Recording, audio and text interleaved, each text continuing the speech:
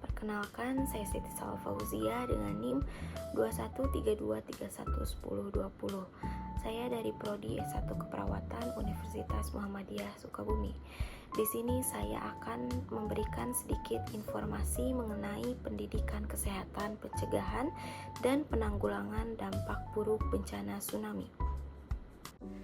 Tsunami merupakan gelombang air laut besar yang dipicu oleh pusaran air di bawah laut. Dapat disebabkan oleh adanya tanah longsor, erupsi gunung berapi, dan jatuhnya meteor. Tsunami dapat bergerak dengan kecepatan sangat tinggi dan dapat mencapai daratan dengan ketinggian gelombang hingga 30 meter. Persiapan dan mitigasi bencana tsunami melibatkan langkah-langkah untuk mengurangi potensi kerusakan dan melindungi masyarakat dari dampaknya. Beberapa aspek penting dalam persiapan dan mitigasi bencana tsunami adalah yang pertama, pemetaan daerah rawan tsunami. Identifikasi daerah yang paling rentan terhadap tsunami berdasarkan sejarah kejadian dan data geologi. Ini sangat penting untuk menetapkan zona aman dan jalur evakuasi. Yang kedua, pembangunan infrastruktur tangguh. Membangun infrastruktur yang tahan terhadap dampak tsunami seperti bangunan yang kokoh, tempat perlindungan tsunami, dan sistem peringatan dini yang efektif. Yang ketiga, pelatihan dan simulasi. Melakukan pelatihan secara berkala kepada masyarakat dan petugas penanggulangan bencana tentang prosedur evakuasi, penggunaan alat komunikasi darurat, dan penyelamatan korban. Yang keempat, sistem peringatan dini. Membangun dan memelihara sistem peringatan dini berbasis teknologi yang dapat mendeteksi tanda-tanda tsunami secara cepat dan memberikan informasi kepada masyarakat dengan cara yang efektif. Pendidikan kesehatan juga memiliki peran penting dalam meningkatkan kesadaran masyarakat tentang bahaya tsunami dan cara-cara untuk memitigasi dampaknya.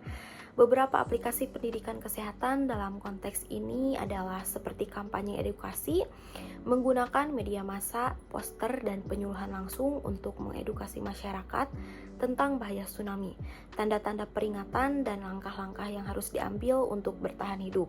Selanjutnya, pelatihan kesehatan. Menyediakan pelatihan bagi petugas medis, relawan, dan masyarakat mengenai pertolongan pertama, pencegahan infeksi, serta cara merawat korban bencana setelah tsunami. Selanjutnya, penyuluhan kesehatan mental.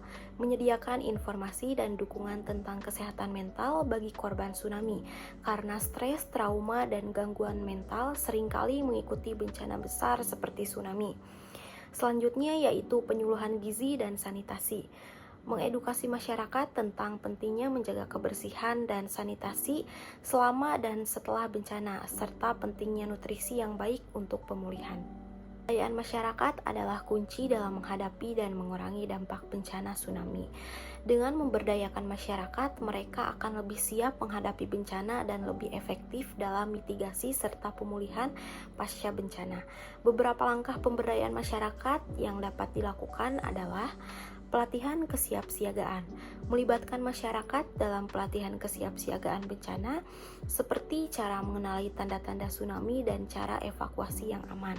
Selanjutnya, pembentukan kelompok relawan. Membentuk kelompok relawan yang dilatih untuk memberikan pertolongan pertama, melakukan evakuasi, dan menyebarkan informasi penting selama bencana. Selanjutnya, peningkatan akses informasi. Memberikan akses kepada masyarakat tentang informasi terkait bencana, misalnya melalui aplikasi peringatan dini atau penyuluhan tentang cara bertahan hidup selama bencana. Selanjutnya, partisipasi dalam pengambilan keputusan. Mengajak masyarakat untuk terlibat dalam proses pengambilan keputusan mengenai perencanaan mitigasi dan pengelolaan bencana di tingkat lokal. Pendidikan dan kesiapsiagaan sangat penting untuk meminimalkan dampak tsunami. Langkah-langkahnya meliputi pendidikan di sekolah, menyisipkan materi tentang mitigasi bencana tsunami dalam kurikulum sekolah agar generasi muda lebih siap dan waspada terhadap bencana.